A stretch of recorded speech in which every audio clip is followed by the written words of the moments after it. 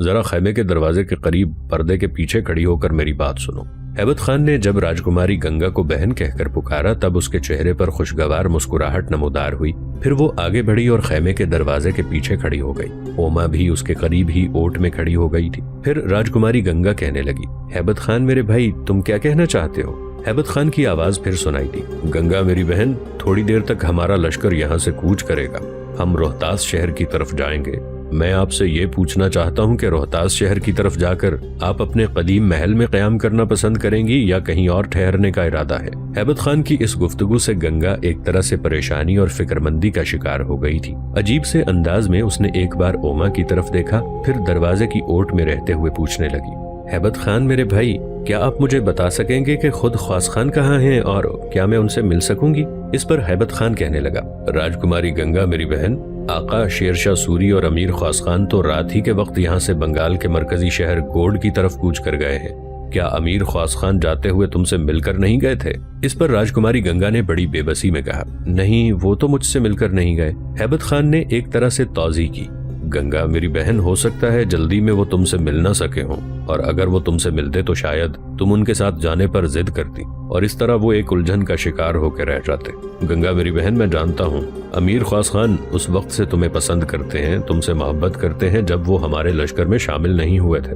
دیکھ میری بہن، یہاں سے بنگال کے مرکزی شہر گوڑ کی طرف کوچ کرنے سے پہلے آقا شیر شاہ سوری نے مجھے تمہارے متعلق تفصیل سے احکامات دیے تھے۔ اس وقت جو یہاں لشکر پڑاؤ کیے ہوئے ہے، اس کا میں سپہ سالار اعلیٰ ہوں۔ آقا شیر شاہ سوری نے بنگال کی طرف کوچ کرنے سے پہلے مجھے حکم دیا تھا کہ آپ اور اوما دونوں کا بہترین انداز میں خیال رکھا جائے۔ چند روز تک آقا نے مجھے یہاں پڑاؤ کرنے کا حکم دیا تھا۔ اس کے بعد حکم تھا کہ میں روہتاس کی طرف چلا جاؤں۔ اب میں آج اسی وقت کوچ کر رہا ہوں، لہٰذا میں آپ سے جاننا چاہوں گا کہ آپ کہاں قیام کرنا پسند کریں گی، اس لیے کہ آقا شیر شاہ سوری نے جاتے ہوئے مجھے کہا تھا کہ اگر راجکماری گنگا اپنے قدیم محل میں قیام کرنا چاہے تو محل کے جس حصے میں اس کا پہلے قیام تھا، محل کا وہ حصہ اس کے لیے خالی کر دیا جائے، اور اگر وہ اس کے علاوہ کہیں قیام کرنا چاہے تب بھی وہاں اس کے رہنے کا پورا انتظام کیا جائے۔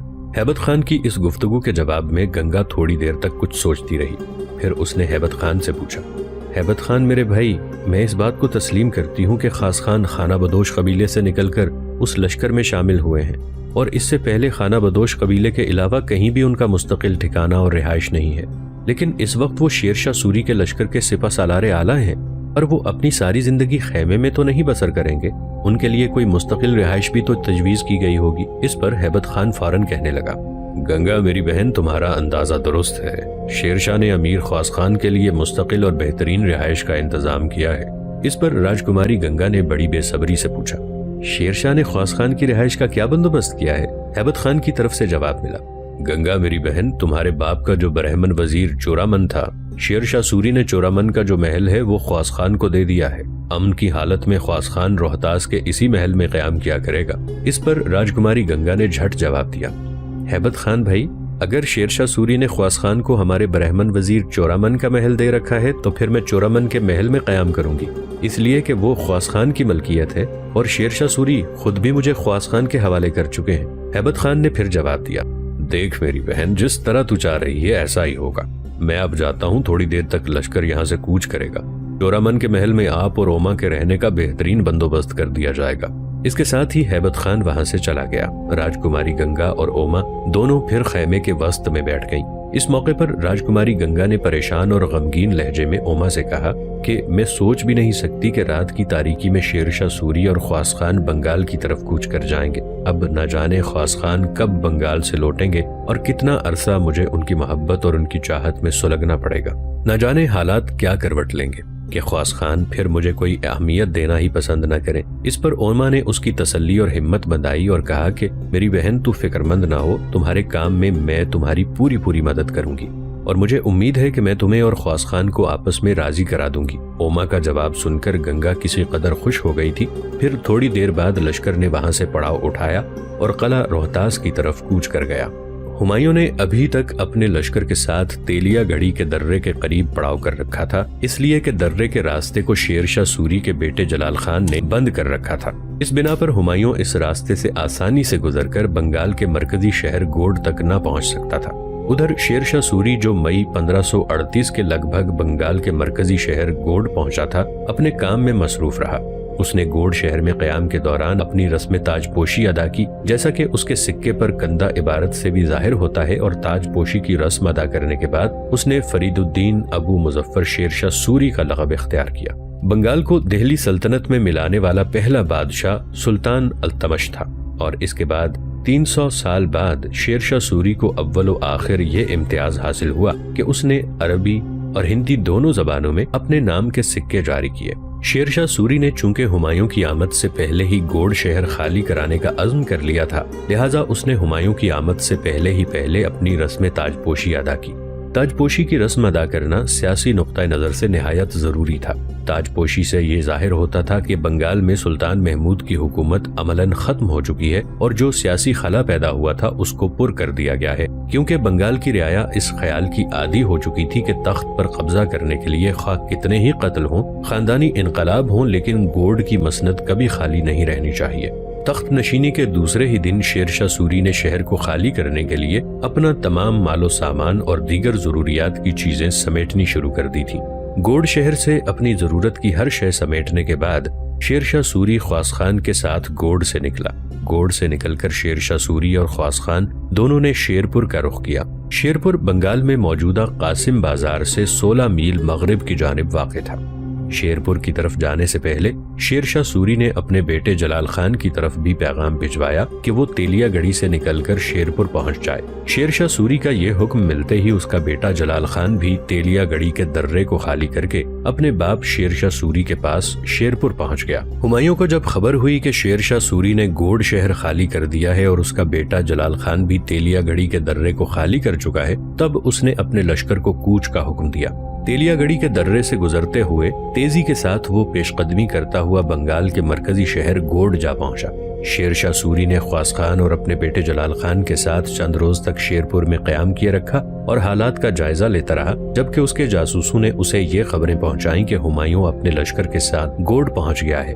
تب شیر شاہ سوری خواص خان اور جلال خان کے ساتھ شیرپور سے نکلا اور بھارکھنڈ کے راستے ہو کر وہ اپنے قلعہ روہتاس پہنچ گیا۔ ادھر اوما تقریباً بھاگتی ہوئی اس محل میں داخل ہوئی جو کبھی برہمن وزیر چورامن کا تھا، لیکن اب یہ خواص خان کی ملکیت تھا۔ اسے اس حالت میں دیکھتے ہوئے گنگا ایک کمرے سے بھاگتی ہوئی نکلی اور محل کے باہر جو چھوٹا سا باغیچہ تھا اس کے قریب اس نے اوما کی راہ آن روکی۔ اس موقع پر راجکماری گنگا نے یہ بھی دیکھا کہ محل سے باہر جو پہرا دینے والے محافظ تھے ان کا سالار پرانے پہرا دینے والوں کو ہٹا کر نئے پہرا دینے والوں کو مقرر کر رہا تھا۔ اوما کو یوں بدحواسی میں دیکھتے ہوئے راجکماری گنگا کچھ پوچھنا ہی چاہتی تھی کہ اوما خود ہی اپنی سانسوں پر قابو پاتے ہوئے بے پناہ خوشی کا اظہار کرتے ہوئے کہنے لگی کہ گنگا میری بہن، میں تیرے لیے ایک بہت بڑی خوشخبری لے کر آئی ہوں۔ اس پر راجکماری گنگا کہنے لگی کہ دیکھ ہوما میری بہن، میرے لیے اور کوئی خوشخبری اس کے علاوہ نہیں ہو سکتی کہ خواص خان مجھ سے راضی ہو جائیں۔ ہاں، جس روز وہ مجھ سے راضی ہوئے، مجھ سے اپنی محبت چاہت کا اظہار کیا، تو میں سمجھوں گی مجھے بھی زندگی میں کوئی خوشی نصیب ہوئی ہے۔ اس پر اوما نے کہا کہ میں بھی تیرے لیے ایسی ہی خوشی کی خبر رکھتی ہوں، اور وہ یہ کہ آقا شیر شاہ سوری اور خواص خان دونوں بنگال سے لوٹ آئے ہیں۔ میں نے شیر شاہ سوری کو خود اپنے محافظ دستوں کے ساتھ شہر میں داخل ہوتے اور شاہی محل کی طرف جاتے ہوئے دیکھا ہے۔ اس پر گنگا نے بڑی بے چینی، بڑی بے تابی سے پوچھا، اور خواص خان کدھر ہے؟ اس پر مدھم اور سرگوشی میں اوما کہنے لگی، دیکھ گنگا، میں یوں نہیں لوٹ آئی۔ جب میں نے دیکھا کہ شیر شاہ سوری اپنے محافظ دستوں کے ساتھ شاہی محل کی طرف جا رہے ہیں تو مجھے خواص خان کے متعلق جستجو ہوئی۔ میں نے ایک سپاہی کو روک کر پوچھا اور خواص خان سے متعلق سوال کیا تو اس نے بتایا کہ جو لشکر شیر شاہ سوری اور خواص خان کے ساتھ بنگال گیا تھا اس نے شہر سے باہر ہی پڑاؤ کر لیا ہے۔ پھر شیر شاہ سوری اپنے محافظ دستوں کے ساتھ شاہ محل کی طرف آیا ہے۔ خواص خان نے لشکر کے اندر اپنے خیمے میں قیام کیا ہے۔ اس پر گنگا غمگین سی آواز میں احتجاج کرتے ہوئے کہنے لگی کہ جب شیر شاہ نے خواص خان کو یہ محل دے دیا ہے اور اب یہ ان کی ملکیت ہے تو پھر انہیں اپنے اس محل میں آ کے قیام اور آرام کرنا چاہیے۔ وہ یوں اجنبیوں کی طرح شہر سے باہر خیمے میں کیوں پڑ رہے ہیں؟ اس پر اوما بے بسی کا اظہار کرتے ہوئے کہنے لگی، دیکھ میری بہن، اس سلسلے میں میں کیا کہہ سکتی ہوں؟ اب وہ تو خواص خان کی مرضی ہے، چاہے لشکر کے اندر اپنے خیمے میں قیام کرے، چاہے یہاں آئے، اس سے کوئی باز پرس تو کر نہیں سکتا۔ اس پر گنگا نے فیصلہ کن انداز میں جواب دیا کہ اوما تم یہیں رہو، میں ابھی اور اسی وقت روہتاس شہر سے باہر لشکر میں جاؤں گی اور خواص خان سے ملتی ہوں، انہیں اپنے ساتھ یہاں لے کے آؤں گی۔ اس پر عجیب سے انداز میں اوما نے پوچھا کہ اگر خواص خان نے تمہارے ساتھ یہاں آنے سے انکار کر دیا تب؟ گنگا نے بڑے عزم میں کہا کہ دیکھو ماں، یہ بعد کی بات ہے، پہلے تو مجھے ہر صورت میں ابھی اور اسی وقت خواص خان کے پاس جانا ہوگا، انہیں منانا ہوگا اور اپنے ساتھ یہیں لانا ہوگا۔ اس کے ساتھ گنگا نے مزید اوما سے کچھ نہ کہا، وہ اپنے کمرے میں چلی گئی۔ تھوڑی دیر بعد نکلی، وہ مردانہ جنگی لباس پہنے ہوئے تھی۔ پھر وہ استبل کی طرف گئی، وہاں ایک گھوڑے پر زین ڈالی، اس پر سوار ہوئی اور محل سے گھوڑے کو نکال کر شہر کے صدر دروازے کی طرف دوڑا رہی تھی۔ شہر سے نکل کر گھوڑے کو سرپٹ دوڑاتے ہوئے راجکماری گنگا خواص خان کے لشکر کے پڑاؤ میں داخل ہوئی اور پھر وہ خیموں میں سے گزرتی ہوئی پڑاؤ کے وسط میں آئی اور ایک خیمے کے سامنے اپنے گھوڑے کی باگیں کھینچتے ہوئے اسے روک دیا۔ گھوڑے سے اترنے کے بعد وہ خیمے کے دروازے پر آئی۔ دروازے پر اس وقت دونوں جانب مسلح محافظ کھڑے تھے۔ ایک محافظ کے پاس راجکماری گنگا آئی اور محافظ سے پوچھنے لگی کہ کیا امیر خواص خان خیمے میں موجود ہیں؟ میں ان سے ملنا چاہتی ہوں، شاید تم نے مجھے پہچان لیا ہوگا۔ اس پر محافظ کہنے لگا، راجکماری گنگا، بے شک آپ مردانہ اور جنگی لباس میں ہیں، اس کے باوجود میں آپ کو پہچان چکا ہوں۔ امیر خواص خان ہیں تو اپنے خیمے کے اندر، لیکن وہ آرام کر رہے ہیں۔ آپ اگر برا محسوس نہ کریں تو میں خیمے میں جا کر ان سے پوچھ لیتا ہوں، اس وقت وہ ملنا پسند کریں گے یا نہیں۔ اس پر گنگا نے کچھ سوچتے ہوئے کہا کہ تم اندر جا کر پوچھ لو، بہرحال وہ ملنا پسند کریں یا نہ کریں، مجھے بہر صورت ان سے ملنا ہے، اس لیے کہ کام کی نوعیت ہی ایسی ہے۔ اس کے ساتھ ہی وہ محافظ اندر چلا گیا۔ گنگا بڑی بے چینی سے باہر کھڑی ہو کر انتظار کرنے لگی۔ تھوڑی دیر بعد وہ محافظ لوٹ کر آیا، اس کی گردن جھکی ہوئی تھی۔ پھر وہ گنگا سے کہنے لگا، دیکھ راجکماری، امیر خواص خان اس وقت آرام کر رہے ہیں، لہٰذا انہوں نے ملنے سے انکار کر دیا ہے۔ امیر نے کہا ہے کہ گنگا کو اگر بہت ہی ضروری کام ہے تو وہ جا کے اپنی لونڈی اوما سے کہہ دے، امیر خود ہی ان سے معلوم کر لیں گے۔ اس پر گنگا بڑی بے چینی سے اس محافظ کی طرف دیکھتے ہوئے کہنے لگی، دیکھ میرے بھائی، میں اس وقت بالکل نہتی ہوں، میرے پاس کوئی ہتھیار نہیں ہے۔ تم جانتے ہو کہ آقا شیر شاہ سوری مجھے ایک لونڈی کی حیثیت سے امیر خواص خان کے حوالے کر چکے ہیں۔ اب میں امیر خواص خان کی ایک طرح سے داسی اور خدمتکار ہوں۔ جس کام کے سلسلے میں اس وقت امیر خواص خان سے ملنا چاہتی ہوں وہ اتنا اہم ہے کہ میرا ابھی اور اسی وقت ملنا انتہا درجے کا ضروری ہے۔ میں خیمے کے اندر جا رہی ہوں، امیر خواص خان تم سے ناراض نہیں ہوں گے، اگر وہ ناراض ہوئے تو میں خود برداشت کر لوں گی، تم پر حرف نہیں آنے دوں گی۔ میں کہوں گی پہرے دار نے مجھے منع کیا تھا لیکن میں خود ہی اندر آئی ہوں۔ اس کے ساتھ ہی اس پہرے دار کے رد عمل کا انتظار کیے بغیر گنگا خیمے میں داخل ہو گئی۔ خیمے کے اندر خواص خان نے شاید پہرے دار کے ساتھ گنگا کی ساری گفتگو سن لی تھی۔ جب گنگا اندر داخل ہوئی تو پہرے دار نے خیمے کے اندر جھک کر دیکھا۔ گنگا کے خیمے میں داخل ہونے کی وجہ سے خواص خان اپنی جگہ پر اٹھ کر بیٹھ گیا تھا، لہٰذا پہرے دار مطمئن ہو کر ایک طرف ہٹ کر چلا گیا۔ گنگا آہستہ آہستہ چلتی ہوئی جب خواص خان کے قریب گئی تو خواص خان نے غصے اور برہمی کے ملے جلے آواز میں گنگا کو مخاطب کر کے کہا، دیکھ گنگا، جب میں نے تم سے ملنے پر انکار کر دیا تھا تو پھر میرے خیمے میں کیوں داخل ہوئی؟ کیا میرے محافظ کی گفتگو کا تجھ پر کوئی اثر نہیں ہوا؟ اگر تو کسی انتہائی ضروری کام کے سلسلے میں مجھ سے ملنا چاہتی تھی تو جو باتیں کہنا چاہتی تھی وہ اوما سے کہہ دیتی، اوما مجھے خود آ کے بتا دیتی۔ اس پر بیچاری گنگا نے روتی ہوئی آواز میں پوچھا کہ کیا میری نسبت اوما کے آپ کے ہاں زیادہ اہمیت ہے؟ اس پر خواص خان کہنے لگا کہ ہاں، اوما میری بہن ہے جبکہ تم میری بدترین دشمن۔ اس کے ساتھ ہی اس گفتگو پر گنگا کا رنگ زرد ہو کے رہ گیا تھا۔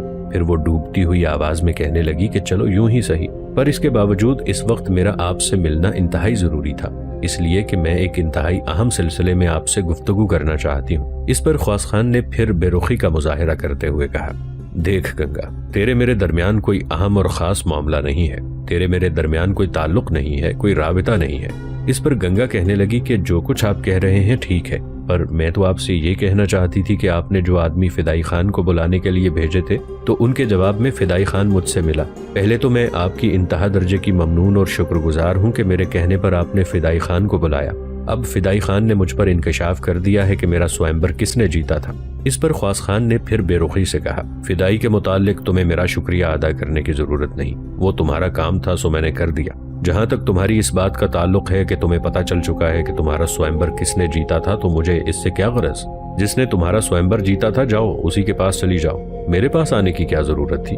اس پر گنگا نے آواز میں کسی قدر حوصلہ پیدا کرتے ہوئے کہا، اسی کے پاس تو آئی ہوں جس نے میرا سوئمبر جیتا تھا۔ خواص خان نے پھر غضبناکی میں جواب دیا، دیکھ گنگا، مجھے اس سے کوئی غرض نہیں کہ کس نے تمہارا سوئمبر جیتا تھا، تم کس کے پاس آئی ہو، کس کے پاس جانا چاہتی ہو۔ میں تمہیں یہ کہنا چاہتا ہوں کہ آئندہ اس طرح مجھ سے ملنے کی کوشش مت کرنا۔ گنگا نے فوراً خواص خان کی بات کاٹتے ہوئے تیز آواز میں کہا کہ کیسے ملنے کی کوشش نہ کروں؟ رسومات نے مجھے آپ کے حوالے کیا ہے اس لیے کہ آپ نے میرے سوئمبر کے تینوں حصے جیتے تھے۔ وقت نے بھی مجھے آپ کے حوالے کیا ہے۔ روہتاس قلعہ فتح ہونے کے بعد آقا شیر شاہ سوری نے ایک لونڈی کی حیثیت سے مجھے آپ کے حوالے کیا تھا۔ اس پر درمیان میں انتہائی برہمی کا اظہار کرتے ہوئے خواص خان کہنے لگا، زیادہ گفتگو کرنے کی ضرورت نہیں، تم جانتی ہو کہ لونڈی کی حیثیت سے میں تمہیں آزاد کر چکا ہوں۔ گنگا بھی اسی لہجے میں کہنے لگی، پر میں لونڈی کی حیثیت سے آزاد نہیں ہونا چاہتی، میں آپ کی لونڈی ہی رہنا چاہتی ہوں اور لونڈی کی حیثیت سے آپ کی خدمت کرنا چاہتی ہوں، اس لیے کہ میرا سوئمبر آپ نے جیتا تھا۔ سوئمبر جیتنے کے بعد اگر آپ مجھے اپنی زندگی کا ساتھی نہیں بنانا چاہتے، آپ کو مجھ سے پریم، مجھ سے محبت نہیں ہے، تو کم از کم مجھے اپنی داسی اور لونڈی تو رہنے دیجیے، اسی طرح آپ کے قدموں میں پڑی رہوں گی، آپ کا کیا جائے گا؟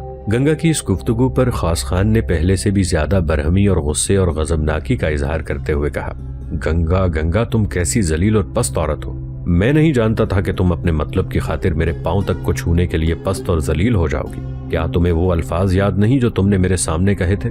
تمہیں یاد ہوگا جس ہمت سے میں نے جنگل کے اندر تمہاری جان اور عزت بچائی تھی اور تمہاری عزت بچاتے ہوئے خود میرا باپ ہلاک ہو گیا تھا۔ پھر جب اس وقت میں نے تمہارے سامنے تم سے محبت کا اظہار کیا تھا تو جانتی ہو گنگا، تم نے انتہائی غیظ و غضب کی حالت میں میرے منہ پر تماچا مارا تھا اور کہا تھا کہ مجھے جرأت کیسے ہوئی کہ میں تمہارے ساتھ محبت اور چاہت کا اظہار کروں۔ تم نے یہ بھی کہا تھا کہ مجھے جسارت کیسے ہوئی کہ میں نے تمہارے وصال کا طالب بننے کی کوشش کی۔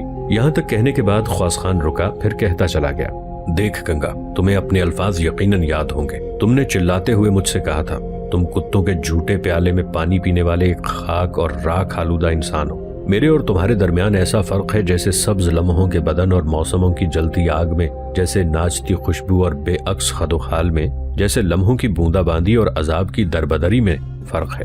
دیکھ گنگا، راجکماری کی حیثیت سے تم نے مجھے یہ بھی کہا تھا کہ میرا تعلق ایک خانہ بدوش قبیلے سے ہے اور میں خانہ بدوش قبیلے کے سردار کا غلام ہوں، جنگل میں لومڑیاں پکڑ کر ان کی کھالیں بیچ کر گزر بسر کرنے والا ہوں۔ یہی کام میرا باپ بھی کرتا رہا ہے، اپنے کندھوں پر کھالیں اٹھائے میں تمہارے شہر میں کھالیں بیچنے آتا رہا۔ تم نے یہ بھی کہا تھا کہ اگر آئندہ میں نے اس موضوع پر تمہارے ساتھ گفتگو کرنے کی کوشش کی تو یاد رکھنا اپنے محافظ سے کہہ کر تم میری گردن کٹوا دو گی۔ آخر میں تم نے مجھے دفع ہونے کے لیے کہا تھا، یہ بھی کہا تھا کہ میں تیرا سنگ پسند نہیں کروں گی اور نہ تیری شکل دیکھنا چاہوں گی۔ کہو گنگا، تمہیں اپنے کہے ہوئے یہ الفاظ یاد ہیں؟ ان الفاظ کے جواب میں گنگا کچھ نہ کہہ سکی، بیچاری کی گردن شرمندگی اور ندامت میں جھک گئی۔ پھر ہلکی روتی بین کرتی آواز میں وہ کہنے لگی کہ خواص خان میرے آقا، آپ مجھے تھوڑی دیر بیٹھنے کے لیے نہیں کہیں گے تاکہ جو الفاظ آپ نے کہے ہیں میں ان کی آپ کے سامنے وضاحت پیش کر سکوں؟ اس پر خواص خان فوراً کہنے لگا، نہیں، میں تجھے بیٹھنے کے لیے نہیں کہوں گا اور نہ میں تجھ سے کسی وضاحت کا طلبگار ہوں۔ تیرے لیے بہتر یہی ہے کہ تو ابھی اور اسی وقت یہاں سے نکل جا اور آئندہ نہ مجھ سے ملنے کی کوشش کرنا اور نہ اس موضوع پر میرے ساتھ بحث اور گفتگو کرنا۔ خواص خان کے ان الفاظ کی وجہ سے گنگا بیچاری تھوڑی دیر تک گزرے لمحوں کی لہر مرقد پر گرتے برف کے پھولوں جیسی اداس اور آخر شب کے برگے آوارہ کی طرح الجھی بکھری بکھری سی کھڑی رہی۔ پھر اچانک وہ آگے بڑھی، ایک دم نیچے جھکی اور خواص خان کے پاؤں پکڑتے ہوئے کہنے لگی کہ رب، بھگوان اور ایشور کے لیے مجھے معاف کر دیجیے، اپنے اللہ، اپنے رسول کے لیے مجھ سے جو خطا ہوئی ہے اسے معاف کر دیجیے۔ میں آپ سے شمع کی بھکشا مانگتی ہوں، میں آپ سے محبت کرتی ہوں، آپ کو چاہتی ہوں، آپ سے پریم کرتی ہوں، ساری عمر آپ کی داسی بن کر رہنا چاہتی ہوں۔ اگر آپ نے مجھے ٹھکرا دیا، اگر آپ نے مجھے نفرت کا اظہار کیا تو میں منجمد چشمے، مغموم خشک دریا، سب جھیلوں میں جمے عکس جیسی ہو کے رہ جاؤں گی۔ گنگا کی اس حرکت پر خواص خان نے اپنے پاؤں کھینچ لیے اور دھکا دے کر اس نے گنگا کو پیچھے گرا دیا۔ گنگا بری طرح زمین پر گری، پھر اٹھ کھڑی ہوئی۔ اس بیچاری کی گردن ایک بار پھر جھک گئی تھی۔ وہ خواص خان کے سامنے تنہائی کے نجم حسین اور جلتی دھوپ کے کالے سائے کی طرح کھڑی کی کھڑی رہ گئی تھی۔ خواص خان تھوڑی دیر تک اسے دیکھتا رہا، پھر کہنے لگا، دیکھ گنگا، تو بات کو طول دے رہی ہے، یاد رکھ تو اپنے رویے، اپنے سلوک اور اپنے تکبر، اپنے فخر، اپنی اکڑی ہوئی گردن کی وجہ سے میرے لیے گرد کا طوفان، شعلوں کی باڑ، آگ کی دیوار، سنگ برساتا لمحہ اور لہو کی سلیب ثابت ہوئی ہے۔ تو نے میرے ساتھ برا سلوک کر کے مجھے ایک نفرت گزیدہ انسان بنایا ہے۔ جس وقت میں لومڑیاں پکڑ کر گزر بسر کرتا تھا اور تو راجکماری تھی، تو یاد کر میں نے تیری عزت بچائی تھی، تیری جان بھی بچائی۔ میں اس بات کو تسلیم کرتا ہوں کہ میں اس وقت سے تمہیں چاہتا تھا جب تم بچپن کی حدود کو چھوڑ کر جوانی میں داخل ہو رہی تھی۔ جس روز میں نے تمہاری عزت، تمہاری جان بچائی تھی، اس وقت مجھے تنہائی میں تم سے کچھ کہنے کا موقع ملا، اور میں نے جرأت مندی کا مظاہرہ کرتے ہوئے تم پر اپنی محبت کا اظہار کر دیا۔ حالانکہ محبت کے معاملے میں میں انتہائی بزدل اور کمزور واقع ہوا ہوں۔ بجائے اس کے کہ تم میری محبت کے اس جواب میں مجھے کسی طریقے سے ٹال دیتی یا میرے ساتھ اچھا سلوک کرتے ہوئے میری محبت کا رخ کسی اور سمت پھیر دیتی یا صاف کہہ دیتی کہ تم کسی اور کو چاہتی ہو، اگر ایسا نہ ہوتا تو تم محبت کا جواب دیتی۔ لیکن سن گنگا، تجھے یاد ہوگا تو نے میرے منہ پر تماچا مارا تھا،